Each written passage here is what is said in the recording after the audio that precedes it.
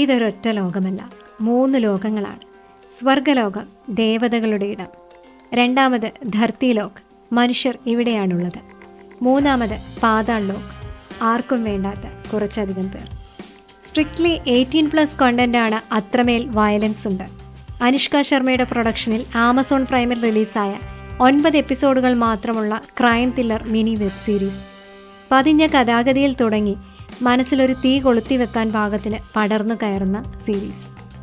ഒരു കൊലപാതക ശ്രമത്തിനിടയിൽ പിടിയിലാകുന്ന 4 കുറ്റവാളികൾ. 4 പേരും റെപ്രസെൻ്റ് ചെയ്യുന്നത് നിലവിലെ ഇന്ത്യയിൽ ഏറ്റവും കൂടുതൽ ചൂഷണം അനുഭവിക്കുന്ന വിഭാഗങ്ങളെയാണ്: ദളിത്, മുസ്ലിം, ട്രാൻസ്ജെൻഡേഴ്സ്.